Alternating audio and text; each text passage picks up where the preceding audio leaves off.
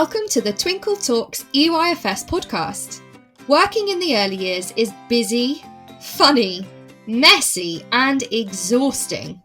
Join me, Shána, and the rest of the Twinkle EYFS team as we talk honestly about our experiences as practitioners, teachers, and professional nappy changers.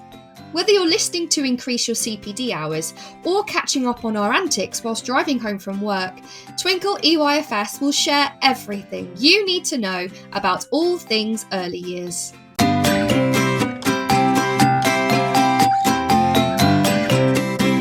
Hello, wonderful listeners. It's Shána here from Twinkle Talks EYFS with another episode in our mini-series of Twinkle Talks around the world. Today, I'm going to be talking to my wonderful colleague and friend, Liesel, who was an early years teacher in South Africa. Really exciting to see what's happening halfway across the world, right? But before we get there, we're going to have a little fun segment looking at Twinkle Talks Top 3.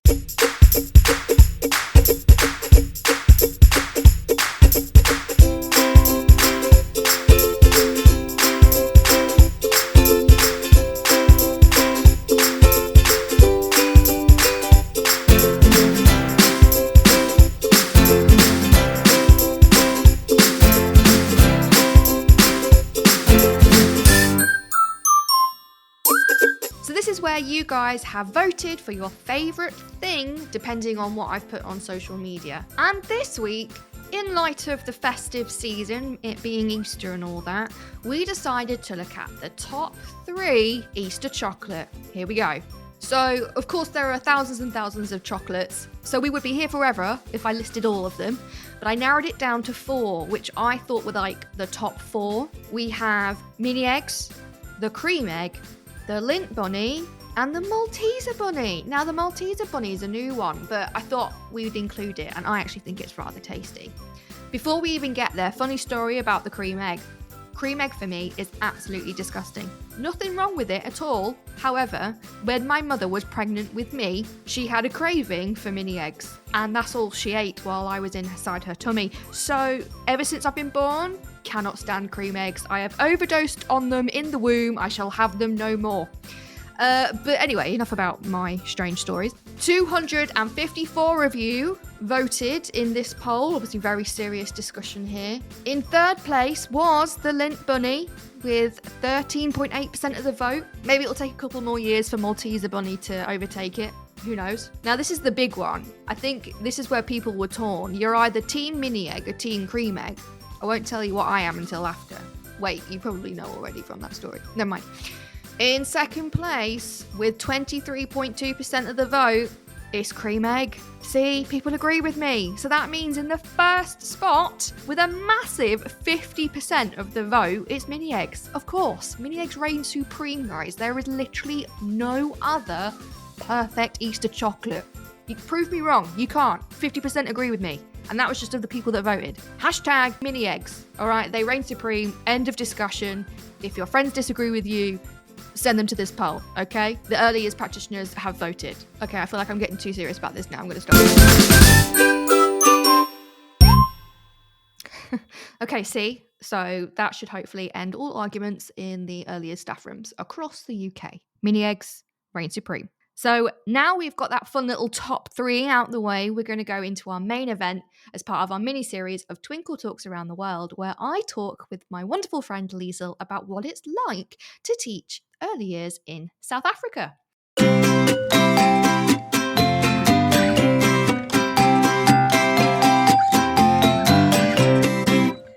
Hi Liesel, thank you so much for agreeing to come and have a chat with me about what it's like in South Africa. I am very excited to find out. But before we get there, why don't you tell us about yourself, about how you came to England, how you came to work for Twinkle, and how you became a teacher in South Africa as well? Okay, hi Shána, really nice to meet you, and thank you very much for having me on your podcast. So yeah, this is really a first for me, and I'm quite looking forward to this. So yeah, let's just maybe start at the basics. So yeah, I was always ready to be a teacher, and obviously a mum, because one of my biggest life dreams was to be a mum, and Oh, yeah, and I always just had this thing for children, cousins and friends and family always, spending time with the children. There was just always this kind of motherly part that I think, I have, I hope I have, and then when I finished school, at the age of 18, I really wanted to go into, I really wanted to do psychology, to be fair, at first. oh. And I actually did start off studying psychology. And then after a year, I just realized, but you know what, this was just not me. And I just realized, no, I can't do this. I need to have that one-to-one interaction with a child where there's no barriers, no restrictions in terms of professionality between, and I actually then changed my course to early childhood education. And, I didn't regret it for one moment, because I then realized, what, this is what I want to do. I want to be in a classroom with children, and preferably younger children, I mean, gosh, I think the older kids would really walk over me, but just where I could be, a teacher, be myself and let them Yeah. be themselves, So I ended up doing my honors degree, and after that, my master's degree, Oh, and wow. but in a nutshell, so yes, my husband is British, and And you know what? You've got a really nice, unique perspective. You taught in South Africa, mm, but you've got children in England who follow the yes, English early years curriculum. So you can see from both sides, as in from literally both sides of the world, but also from a teacher and from a parent perspective. yes, which is quite interesting. Yeah, Yeah. I reckon you've learned like loads, which is so A exciting. lot, yes. And I mean, and I'm still learning, because I mean, gosh, if I just think of, like say, for example, in South Africa, we have what we call grades. So, children have grade R, which is our reception, and Yeah. then grade 1, 2, 3, all the way up to grade 12, and I mean, children can, I say children, learners can finish, I think it's about the age of 16, which is like grade 10, if they don't want to further their education, the higher education. But if you want to say go to varsity, and so you have to finish grade 12. And whereas here, for example, you have the years and key stage 1, key stage 2. And I mean, I kind of think I follow it now, especially that my daughter's now started reception last year, September, but it's still very, different to ours in South Africa. So I'm kind of learning along with her now, if it makes Yeah. sense. And there is differences, there's similarities. So I'm learning as I'm going. I love that. I mean, aren't we all? Because let's be honest, things change. I mean, we Mm. with the reforms in the earliest foundation stage in Mm. 2021, we've had to learn an well, I say entire new curriculum, but yeah, we've had to, relearn with the children as well. So we're with you. We're with you, Liesel. We're Yeah. all learning. But I have already picked up on some things that I found interesting. And it might not seem interesting to you, but it's different words. So I'm assuming, correct me if I'm wrong, varsity means university. University. Yeah, that's just now my South No, I African. love it. It's very Yeah. but it's very exciting. And like you Yeah. say, you've got grades, but they kind of sort of match Yeah. up to our years. Our key stages you call phases. Am I right? Yeah, so pretty much how I always kind of in my head I always try to say it's more or less key stage 1 is more or less what we call in South Africa, the foundation stage. Mm. Key stage 2 is more or less what is our intermediate phase, and so forth. No, it's really good because I was speaking to Stacey from Australia, and we had the same thing because we call it EYFS, but in Australia they call it EYLF. See, I've already forgotten, Lisa. Yeah. There's just so many different There words, is. isn't there? But Yeah. it's all the same It's thing. all the We're same in the thing. same boat, exactly. Yeah. But before we even get to like what it looks like in different school systems, you mentioned you went to varsity to kind of get your qualifications and things. So how do you become an early years teacher or practitioner in South Africa? Because there's loads of different ways to do it Yes, here. yeah. From what I know, there's a few ways. I mean, you can go to college, for example, and do a diploma course. You can still, become an early years practitioner, or you can go to varsity. And I mean, obviously, every university, shall I say, have their own different kind of programs or so. And then, obviously, the one where I went to, it was a 4-year course. schools. And at the beginning of your second year, you went to like a nursery school, can I say, for 3 weeks to kind of do some practicals. You had some tasks and assignments that you had to do along, with it, just to kind of get a general feel of it. And then the beginning of your third year, you spend three weeks in a primary school to get a different kind of feel about, for the older children, up to where the degree, goes to, which is because ours is from birth up to 9 years old. And then, then in your fourth year, you spend pretty much 6 months out in schools, to gain that practical experience. Because, I mean, can you just imagine if you finish 4 years of theory and you just dropped into, real Right. life? It's a shock. It's a shock, yeah. But then also you get what is called NQF, which is National Qualifications Framework. So that is pretty much small little skill qualifications, can I say, which is great if you say, for example, already a teacher and you just want to build up on, your skills in different specialized areas, for example. And, you can then over a longer period of time build up, smaller qualifications towards a bigger formal, can I say, qualification as well. I find that really interesting because I kind of did the same as what you did. I did 3 years at university doing linguistics. But then after that, instead of doing a 4-year course like you did, I just did a 1 year. And it was very much, I think I've said before that it was 3 days, but now that I remember, it was 4 days a week in school and 1 day a week at university. And it was literally just like, go. Yeah. But it was fine because I felt like I was ready for that. I had volunteered in my own primary school as soon as I left. And I knew it was just something that I was ready for. I didn't want to spend another 3 years Yeah. in a lecture hall for someone to tell me this is what it should look like when we all know, Liesel, it's Yeah. not. I mean, we can have as much theory as we want in the world, Exactly. but it's very different when you get in that classroom. And I really wanted to see what it was like and just learn on the job. And I'm really interested to know, because for me, my linguistics degree has really supported my teaching. I have like a real passion for communication and language, supporting multilingual children, supporting children with communication and language difficulties, and phonics is like my passion. So my previous degree, I feel, really helped me understand and help children in early years in that specific area. Do you think psychology, in your degree in psychology, has kind of helped you become a better early years teacher? I definitely think so because, like I say, yes, I didn't complete the full course, which was the 3 years because my aim, it's nice to say, oh, I've got a 5-year plan, it doesn't always work like that in No, it does reality. not. I would have loved after 3 years to go into, child psychology. I always wanted to work with children. So in a way, yes, I say psychology has helped me because it directed me in the right way where I needed to be, if that makes sense. But I definitely also would say I don't think I've got enough psychological knowledge. With psychology, you still listen a lot. You still have that lots of active listening, which you still have to do with children in many ways Yeah, as well. absolutely. So yes, I'm definitely sure that there are parts from that I still can take, or that I took at least, But yeah.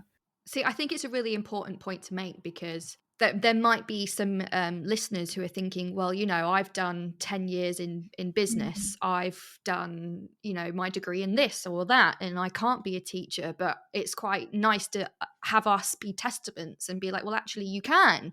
There are still other pathways. You can have been working, I don't know, in a company for 20 odd years and suddenly think, you know what, actually, my passion is in early years, and that's okay.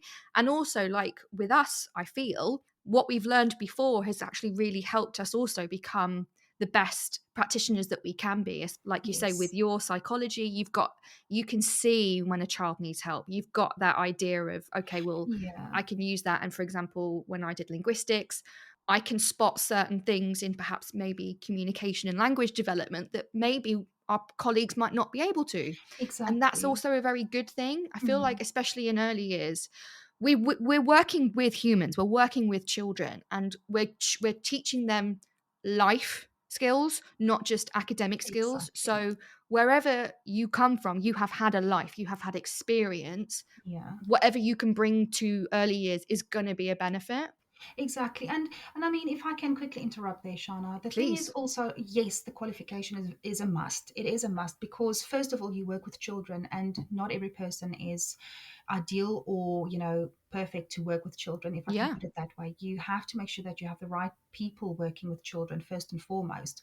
And yes, if you as a teacher don't have that, then you can't, expect to teach it for children. So yes, you need Mm-hmm. that background. You need that theoretical background, but also theory can only teach you that much. Again, like I said, Mm-hmm. I mean, I just take again from a mum perspective, you can beforehand, while I was pregnant, I read books and kind of like, okay, what do I do? Sleep training, Mm. this, do that, do that. But that all goes out of the window the minute you hold your own child in your hands, because the person who wrote that book wrote it with their knowledge, their experience, what worked for them. That doesn't necessarily work for me. And I mean, everybody is different. So, and like I said, I remember the first time I walked into my very own classroom where I was the teacher, not the teaching assistant or the student teacher. It was my classroom. I felt like I didn't have a clue what was going on. I Right? didn't know, okay, now what is a daily program? Okay, what am I supposed to do now? And I learned all of this at varsity. It's Yeah. just because this is now, it's literally and figuratively like my baby now. But what Yes. do I do? I'm responsible for somebody's child now. And until you actually get into the groove and you get into the whole mojo of it, the whole thing, and you then figure it out for yourself and you figure out where your place is, not just as a teacher, but I'm in charge of these kids. How am I going to help and build them, so that they can become little individuals with their own personalities and their own characters, with their own independence? That's what I mean with authority. You're in charge of building these kids. And until you don't really know what works for you, and I mean, every year will differ because every class, every child is different, but you kind of get to know you get to know how you operate as a teacher, what works, what doesn't. Yeah, you're so right. And it's really exciting to hear your passion about this. I'm like, I Oh can so gosh. tell she's an early years teacher. Like, Oh this is gosh, I cute. love them. Oh, it's cute. Yeah. But then there's, like you say, the other side, the theory, aka the curriculum, well, the Mhm. bane of all of our lives, no matter where we are in Yeah. the world. I've had a look at yours briefly, but I'm really excited for you to tell me firsthand experience what the curriculum looks like in South Africa. So you've got something called CAPS, which is great, and it kind of breaks down the different grades, like you Mhm. say. So do you mind talking to me about how the early years stage is Mm. broken down into subjects, Yeah. so to speak? So our early years program, or shall I say early years development phase, is pretty much from birth until the age of 9. But the CAPS Oh, curriculum only comes into play from the age of 5, so which is our reception year. So in South Africa, grade R, or our reception year, is the year that the children turn 6. So the year that they're 5, 6, that's our reception year. And that's where I get confused because my daughter only started reception year, last year, in the year that she turns 5. So CAPS only starts playing a role from the age of, grade R, can I say the year that they turn 6 and then onward. But then we have what is called the NCF, is the National Curriculum Framework, which is focused on birth until the age of 4.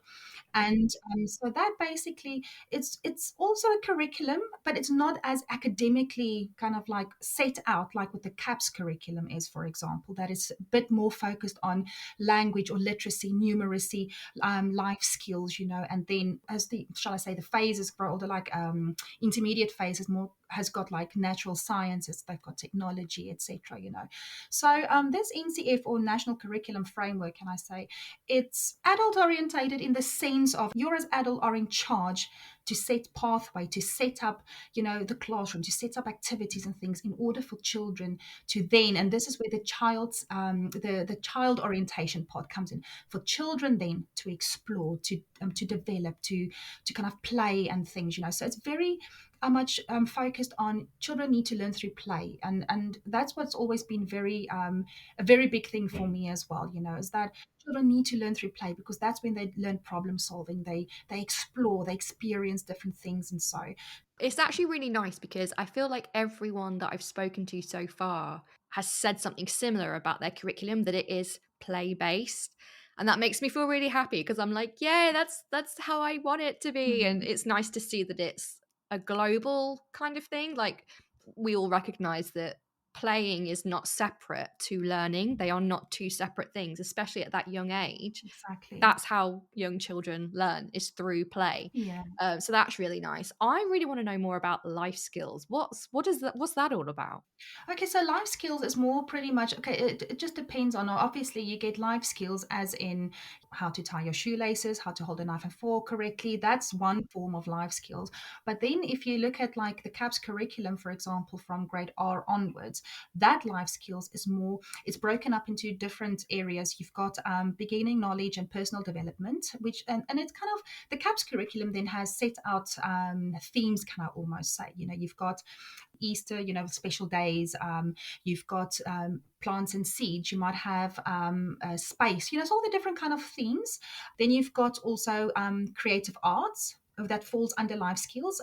That can be performing arts, that can be visual arts, two-dimensional, three-dimensional construction kind of artwork. And then you've also got basically physical education, where, so that's all part of the CAPS curriculum one. But then, whereas with, like in nursery schools, yes, you can do, those kind of things, because obviously any nursery school will do arts and crafts. You kind of, Yeah. you've got their outdoor play. You do some, physical kind of things with them, using flour and making a letter O, for example, and let them kind of like walk on the O, jump on one leg. So you always integrate, and that's one thing that I'll always say that I love about nursery school, or early childhood, is because you can integrate all these different things, from a theme to literacy to numeracy. Like, I mean, Mm-hmm. if you say you've now done the letter O, but I mean, obviously you do the phonics side of it, that's already literacy. Let them jump on one leg, that's now more a physical education that you kind of draw in there. So there's so many different ways of integrating all these different things into just say one activity, which I loved doing that, or kind of figuring out how you can integrate all these different elements.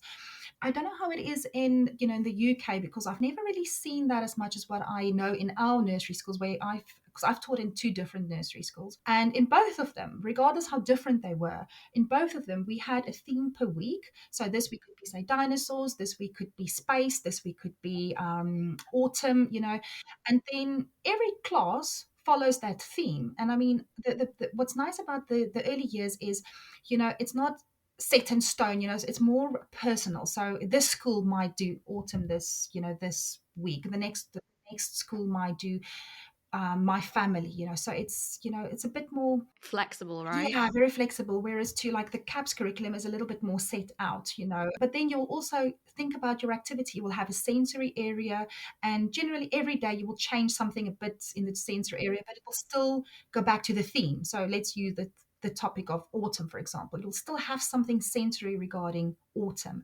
Your literacy and numeracy lessons, that you kind of bring in for that group activities, will all have something to do with autumn. So you always kind of try to get that theme with every single thing that you do, pretty much lesson wise, almost, for that week, can I say. No, that's really interesting, because it's very similar over here, I think, in that, like you say, early years curriculum is very flexible, and we can lead with the children's interests, which is really lovely. But then when you get to the national curriculum, year one, there is very much, oh, right, you learn about the Stone Age at this point, and you learn Yes, about there's yes. something in this point. Whereas in early years, I have been in settings where they do follow certain themes, and they do like a round robin, so that when they make sure it's not covered anywhere else, or it's purely child led, where they go, right, we're not planning anything. We're going off the children, and what we spark and what we see in them, we will then plan for the week after, and we'll set it up based on where they take us. So Yeah. I think it's quite similar. I'm interested to know, we have private day nurseries, we have private settings, and we have nurseries attached to schools and things like that. Is it a similar setup in South Africa? Yeah, so I would say yes. Some of them are set up to primary schools, but the majority of the ones that are set up to primary schools are pretty much the grade R, which is the reception year, Right. because reception is now compulsory for all children before they start schools. They still wear, non-uniform, because they still Hmm. need to get dirty, go out and play. So for me, having my own daughter, yes, she looks so darn cute, and I get the point. I get why they have to wear uniform, but for me, knowing how I grew up and how our children are at school, just having that, it just kind of makes me feel like they have a bit more freedom. Even though I know she still plays a lot, she learns a lot, I know, which is, it's kind of like, wow, you guys already do that. And it's like, no, you're still too small. Don't do it yet, But then Yeah. you still have other settings. You get some setups that's only focused on babies. I know one of them that just pops to my head is called Opti Baby, but so that's pretty much just for like babies, because a lot of parents in South Africa, they only get, I think it's 4 months maternity leave now, if I'm not mistaken. So it's not a long Oh, time. wow. That's not a lot of time at all. So that's one thing I'm really glad for having my children in the UK, because I could spend so much time with them as babies before having to return to work. But I mean, you need settings to look after your child, if you Yeah. have to go back to work. And in South Africa, because of that reason, that maternity leave isn't that long, you do get a lot of setups where, they take babies from as early as birth, etc. Mm. Do they need a different qualification because they are dealing with such young, like feeding and things Yeah, like that? I Yeah. assume, definitely assume so, and definitely like first aid courses and things and Yeah. all of that, baby Gosh. first aid. Gosh, wow, I didn't know that. 4 months maternity leave. Goodness. Wow. Well, a final thing on the curriculum. This is something that I've kind of asked a lot of guests from different countries just because it intrigues me. In terms of reading and writing, is there a focus in the birth to four curriculum, or do we wait until we get to caps? Like what's the kind of the country's set up on reading and writing skills? Yeah, so that's also something that I really find interesting when I have to, not that I want to, but that I have to compare with the UK, because obviously I see my daughter now going through this. Now, the focus is definitely not on reading and writing. It's more again playing. It's more about mark making for the writing part. Again, simple things, just mark making in sand, or put a tray of, for example, flour and let them. Mm, And I mean, yes, like especially because I used to be a grade art teacher. So, yes, we did a lot of phonics. You would introduce the letters. You would always have sight words up around your classroom. So, on the door, you would have a word door, so that they don't necessarily have to read it, but they can associate, okay, this, what I see here must mean door because it's on the door. So, you would have all those kind of labeling around in your classroom. Yes, you would do. Say if you do story time, we love using big books, for example, where they yeah. can see it. They might not necessarily be able to read it, but it's all that sight reading that they see. Writing, yes, we do things where they have to, like, say, follow the line, or all those focus on fine motor skills and things. But I mean, obviously just as much on gross motor, because we all know that gross motor is first and foremost important before you even want to start doing the fine motor and Amen. stuff. Hmm. But in comparison to, like I say, here in the UK, I see Annabelle, she's literally 4.5 years old now. Every week she gets different, words that she has to practice writing and reading. And I mean, she's capable. I'm shocked to see how well she is coping, how well she is doing it. But in saying that, now that this is something that has always bothered me, and I have once seen, it was a doctor of some form of some sort. They took X-rays of a child's hand and an X-ray of an adult's Yep. hand. I know where this is going. I feel like I've seen this too. Yes. And after seeing that, in terms of, I mean, because we all know that children or babies are born with far more bones than what adults have, and that they fuse together, etc., etc. And then after seeing this X-ray with the child's hand, and they say that don't teach children too early to write because their hands aren't formed properly yet. That is Hmm. always kind of like just stuck to the back of my head. And I'm just really hoping that none of Annabelle's teachers are listening to this podcast, because they do use Twinkle. I know that because I've seen Twinkle resources in the Yeah. classroom. But I mean, I know that, they say, child must be able to write their names and practice this, practice that. And I do practice the things that they kind of expect us to, but up to a certain point. Because Hmm. also, like, say, for example, one of her favorite games will be like, Mommy, please give me a word so that I can write it. And the one day, I said, okay, write the word book. And she literally spelled it BUK. Hmm. And my mum saw it. Mum was like, oh, no, no, look, she spelled it wrong. And I was like, I couldn't care less. I couldn't Nope. care less. I don't care. I don't care if the B is backwards and looks like a D or what, Uh-huh. what. For me, it's, first of all, she's trying her hardest, and she's only four Absolutely. and a half years old. And I mean, if that Easter looks like a spiral, she makes it a spiral for all I care, Hmm. Yep. She will get there when she's ready. I'm Yeah. not going to sit there and force and say, no, you're doing it wrong. You have to do it this way. She's only four and a Mm. half. So, like I said, that has always just sat in my head, the back of my head. And I mean, if she's ready to do it, like with the reading, I am super surprised at how well she's doing with her phonics and how well she's doing with her reading, because we have to practice reading every day. Yes, she's ready for it, then by all means. But I'm not going to put a lot of stress and strain on her if she's still only such a small child, Right. This is Yeah. why I asked this question, because with everybody that I've asked so far, England seems to introduce reading and writing a lot earlier than other countries. Yeah. And it interests me because these similar discussions I have in my own mind, and I'm sure Annabelle's teachers also have these same things going on. And it's not that we want to do it, it's that our curriculum is set up to be like, no, they have to read this X amount of words before the end of reception, they have to be able to Yeah. write letters a certain way before they leave reception. And it's just very counterintuitive in some ways because of the research that, there's a lot out there and other countries are not doing it. So it just makes me question why. But that's really interesting. And I'm glad I've got your perspective as well. Yes, you guys have got reception year, we've got reception year.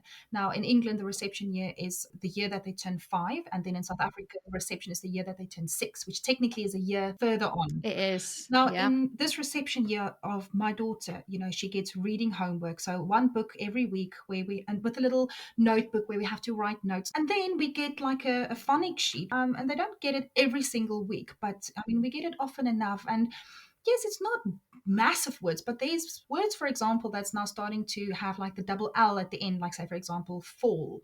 Like, I mean, the book that she's reading this week, for example, has got words like fossil and tickets. And that's long words. Yeah. And like I say, yes, she's doing well. But in saying that, the children in reception year in South Africa don't get reading homework. They don't get these phonic homeworks with sheets in the book bags that they have to practice and stuff, But the thing is, now I've got a 1.5-year-old too. I can't sit and check and do, and then it kind of feels like there's please complete this by, and like I say, for a 4.5-year-old, for me, it just, then she goes to school from pretty much, just before 9 o'clock until 3:30. Then she's got an after school club or swimming or something. And then, she gets home, she's tired, she's shattered. It's a For lot. a 4.5-year-old, that's a lot. Then you still need to practice phonics, you have to practice Yeah. reading.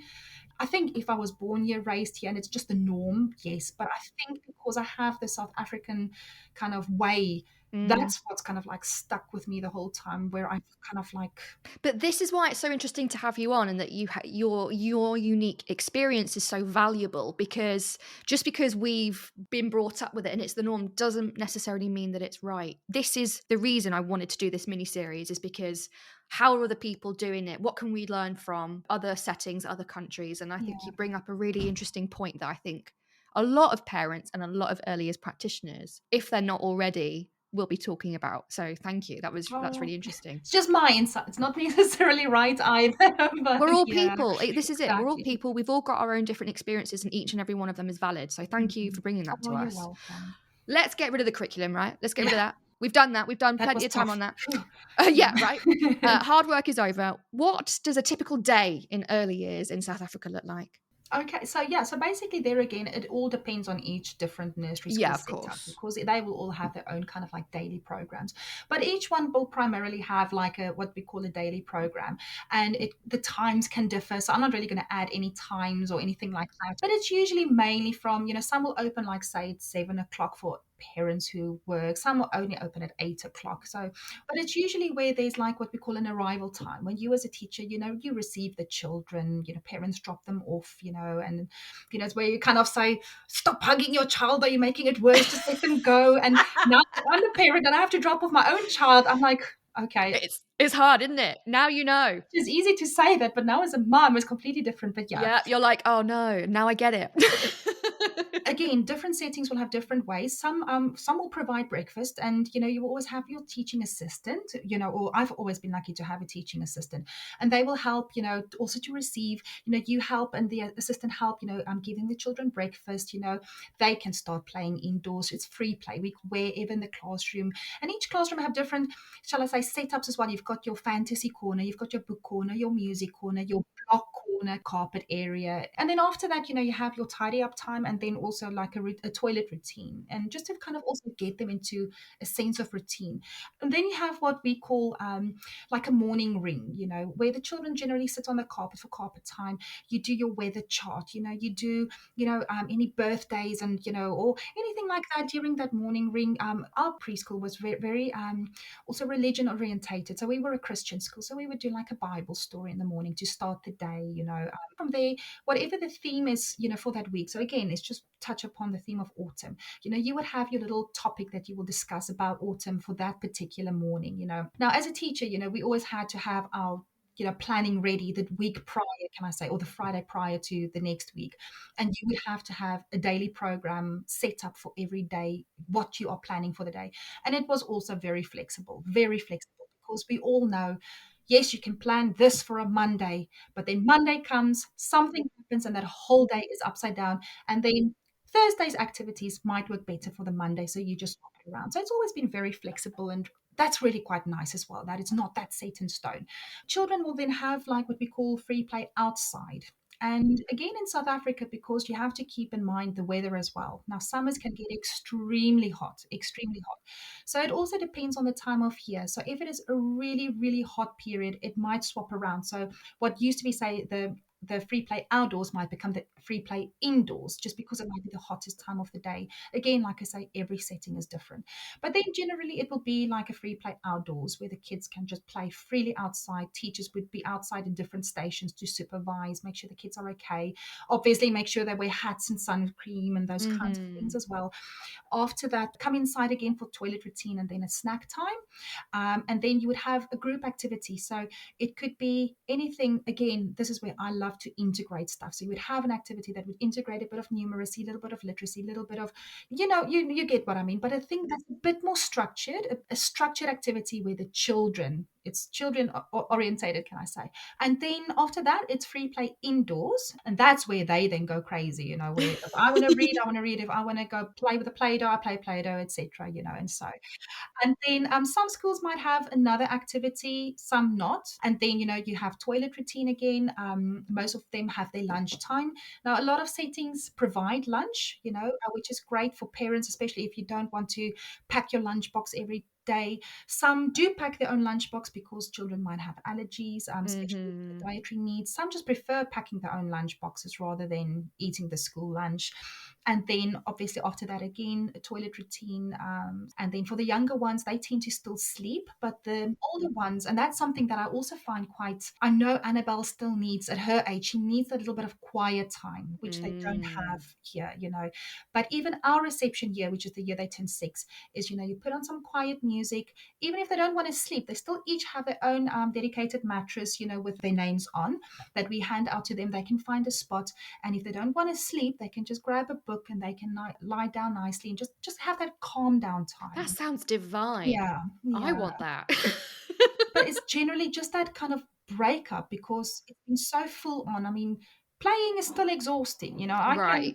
It's still exhausting, Oh, we know. I mean, even as adults, we come home and we're absolutely floored, aren't we? You just need that half an hour break. Exactly. Yeah. And then after that, most of the children go home, and those who don't go home then generally have like aftercare. So that is pretty much what I say a day in the life of early years are. Teachers tend to be in school earlier before the kids arrive, so that your class is set up and ready.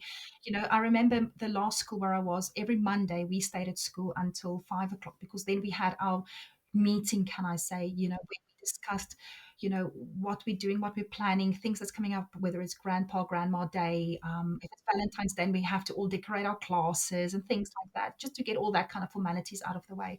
But then, the rest of the week, when it's 2 o'clock, when the main program, can I say, is over, then we get to go home. But that's when we then obviously start planning for the next week. I was going to say, that's when you start your other work of working for the Before we kids. knew about Twinkle, you had to do everything from scratch, and you still didn't have a life. Yeah. Oh, bless you. Yeah. Now, that's really interesting. Thank you for sharing. It's nice to hear some similarities on our own sort of days as well, which is cute.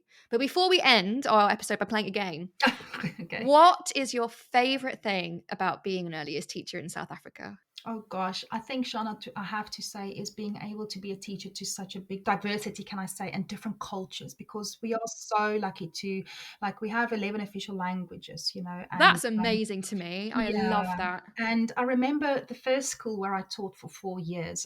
We had so many of our own local, cultures and so, but it was also a school that it was set up, in a city where there was a lot of embassies. So we got a lot of different ambassadors' children from Egypt, we had from France, we've had from Iran. It was amazing. But I mean, but not just that, to be able to learn more about your own country's people, who, you might not be the same race or culture or so, but and the kids are just kids. And I think that's what's the best part, is to just being brought back to earth, to realize, that we are all the same. No matter who you are, what color you are, every child is still a child. And the fact that you can see all these different children playing with one another and not having a care in the world as to who we are, what we do, what we say, because in the end, not even language is a barrier between them, and that's, I think, the best thing is being able to sit there and to watch these children being so innocent. And I think that kind of is what touches you as a teacher or as an adult, to actually make you feel guilty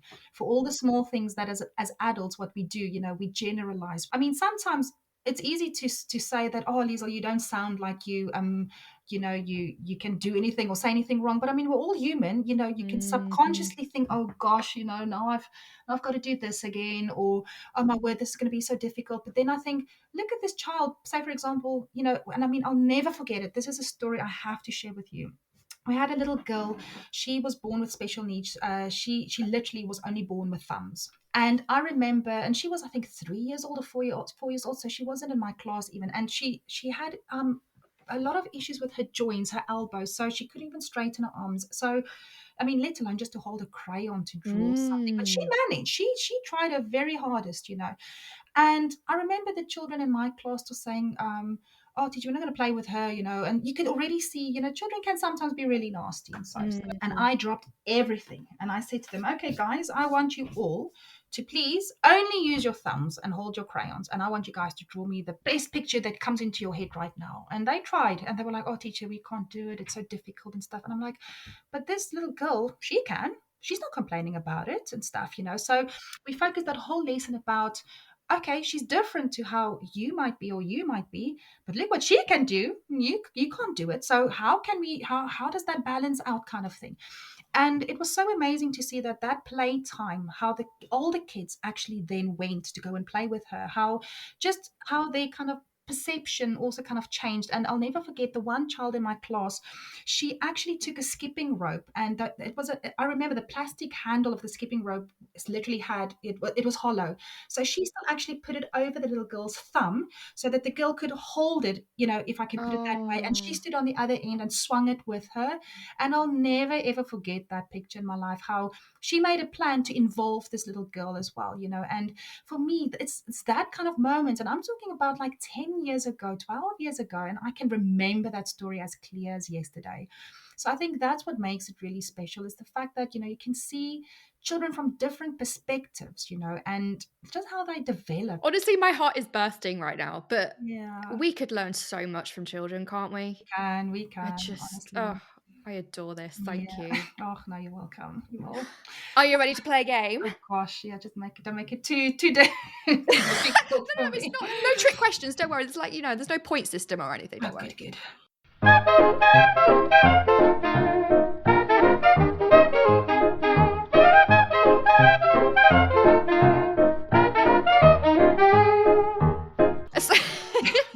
So at the end of every episode, what I do with my guests is I play a Would You Rather Teacher Edition. And because you are wonderfully a teacher from South Africa, we're going to make the questions relatable to you so we get to know you a bit more, all right? But the first question is always the same. Would you rather tea or coffee? Coffee. Whoa, that was oh gosh, anyone's ever answered. That's a must. There's no room for tea to slip through. There's no room. I mean, and I do drink tea, but it's more like for medicinal purposes. That'll be rooibos with some honey and lemon. But yes, coffee first and foremost. She can't live without a coffee. All right, that was a quick fire. Yeah, no, like I say, there's no room for error here. I love it. Okay. Now this one, reading it makes me laugh. And this must be, I need some context behind this one. Would you rather be chased by a lion or an elephant? Does this happen regularly in South Africa? What am I missing? Oh gosh. Okay. Well, it does happen because you do get your idiotes who don't really adhere to rules and things like that Right. when they go on safari. So yeah, it can definitely happen. I myself have a rather a nasty experience, but Oh no. I have a massive fear for lions. I actually really, really do. And the main reason for that was I was about, 13 or 14. And my grandparents actually took us on safari. Now, where we stayed, we were very lucky. Yes, it was in Johannesburg, or in the outskirts of Johannesburg, but there's so many different areas where you've got game reserves and stuff. So you can just drive half an hour, 40 minutes, and you can like literally go for a day safari, So, and there's one particular area had lions, and they specifically say, this, and I mean, it's open. The lions can, it's not like they're in cages. You have to drive through to and try and spot them and stuff. But and they particularly say, obviously don't open your windows more than like 20%, and if you get close to a lion, don't hover around too long, because sometimes they can attack the cars and stuff. It all depends if it's mating season, etc. Yeah. And I remember we were driving and we just didn't see anything, and I got so bored. So I rolled the whole screen down and I literally hung out of the window, just like literally swinging my arm to and fro. And Murphy's Law, there was a male lion right next to me. And I remember jumping back in, and I was hysterical. And, my grandpa's like, what? I was like, la, la, la. But I was so hysterical, I could hardly get my words out. And, my grandfather reversed the car, and he was lying there.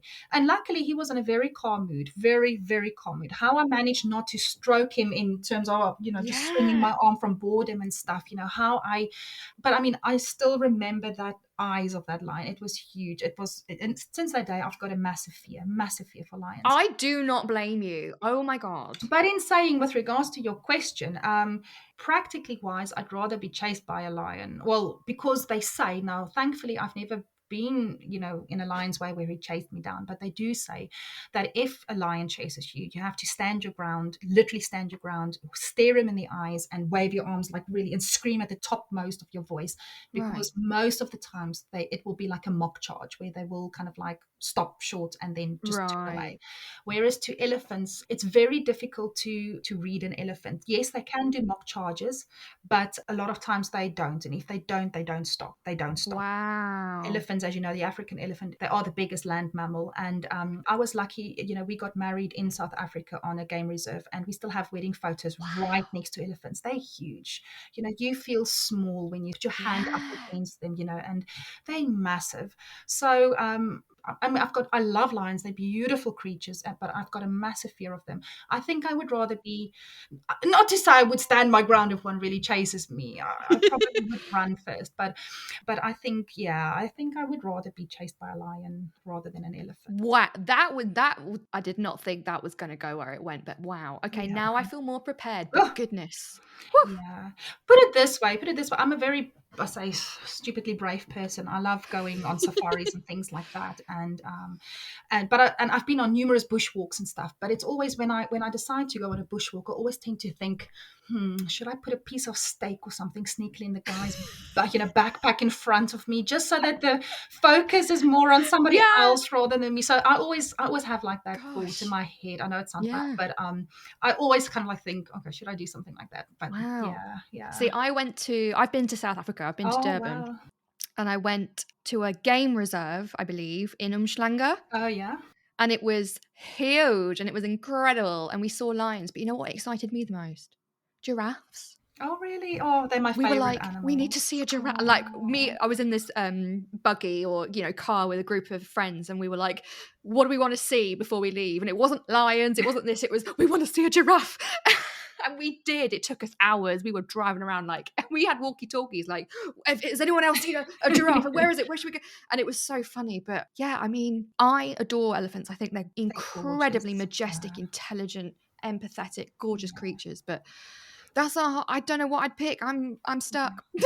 I know. I think also, especially, if you grow up close to nature, because we were lucky in the sense to growing up really close to nature. We went on safari a lot. We had family who, were game rangers, in the Kruger National Park and things like that. So, so you get to learn nature, you get to appreciate nature and stuff. So as opposed to, if you don't know the things, you don't know how to read the animals and stuff, that does make it tricky. I still wouldn't want to be in one of those situations. Yeah, right. Neither are great. for sure to tell you, yes, I want to be chased by an Yeah. elephant. Yes, no, I'd rather be Yeah. chased by a lion. But yeah. I love it. I love it. Okay, last one. My favorite, because it's about food and I love food. Now, your barbecue in South Africa is called a braai, and I Right. love a braai. Did I say that right? Did I roll the R Yeah, properly? you did it perfect. Yes! I've been practicing. And guys, if you have not had a South African braai, oh my God, it's literally the best thing ever. I could eat braai for the rest of my life Yeah. and die happy. But Oh, you got to make a choice now.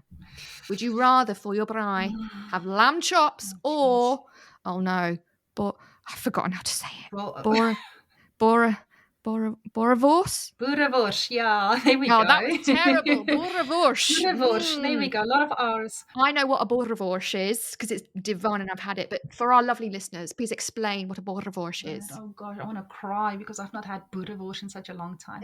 So Oh. boerewors, it is sausage, but it's sausage unlike, I mean, if you live in the UK and you eat pork sausage, it's not the same. I mean, It's not. honestly, it's painful if you have to eat sausage in the UK because boerewors, it's a lot coarser. The meat is a lot more coarser, and it tends to be beef most of the time, which I really do miss because I mean, it's just pork sausage here in the UK most of the time.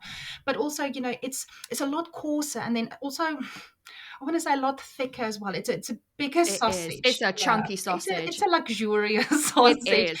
And then, I mean, we even have, you know how you get Tesco's and stuff here in the UK. We have Checkers as one of the local supermarkets in South Africa, and they used to have like a Checkers boerewors competition where people could like enter and make their own boerewors with different flavors and different things. Oh my God.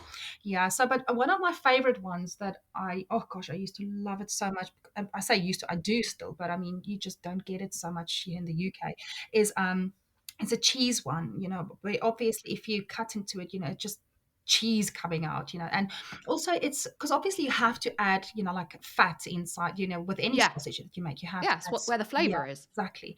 But you would get like chunks of fat. I don't know how to explain it. It's just something completely different to boerewors than what you would get just a normal sausage, Right? Honestly, it's Yes. one of those things like once you have one, every other sausage is nothing It's compared. nothing. Not just because I'm South African. It just is something to boerewors, and I think this is in a way a very easy question to answer because yes, I love a lamb chop. I love it so much. But if I have to answer it, a lamb chop you can buy very easily at Tesco's. You can, whereas boerewors isn't. And yeah, and we tend to do like a South African shop every now and then as well. And it's pricey, so we don't do it so often. But when we do, we order boerewors. So I think my answer would definitely be boerewors, I'm and so with you. I am absolutely starving right now, and it's my I own know. fault. I But feel oh my God. emotional. Oh, I'm That's sorry. no. That's how much I love it. It Yeah, is that delicious. it is. Honestly, guys, if you haven't had one, listeners, go and get yourself one because God. And there's quite a few South African shops, around the UK that you can order it from, along with the biltong and the drivels. And Oh my God, stop. Okay, you know what? We need to end this episode because I need to go to the shop and get myself some braai food. you should have a podcast on international foods. That's what you should do. Oh my God, stop it. Okay.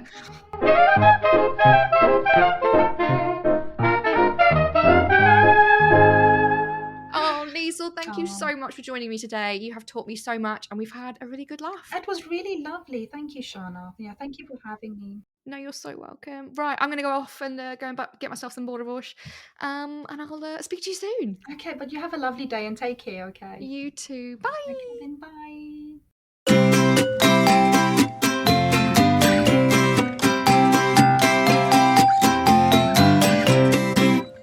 Amazing. Thanks so much to Liesel for coming onto the show and talking to us about South Africa. She's so lovely and so passionate about the early years. And she's got a really interesting perspective coming from South Africa, but also being a parent of a child who's using the English curriculum and looking at those differences that she's seen. So that was really exciting. Thank you so much for listening. I hope you've learned a lot. Has anyone else taught in South Africa and want to tell me what it's about? Sounds very exciting. Sounds really lovely. I'd love to go and check it out myself. But luckily, we've got the podcast so I can talk to people about it. If you know anybody else, or if you yourself have taught abroad and you'd like to come on and tell everybody about it, please get in touch. You know where to find me. We are on TikTok, Facebook, Instagram. I would absolutely love to hear your stories. But for now, that is the end of the episode. Tune in next time where you will get to hear a live interview with Delia from Twinkle Mexico on TikTok to talk about what it's like to teach early years in Mexico. Until next time, I'll see you then. Bye.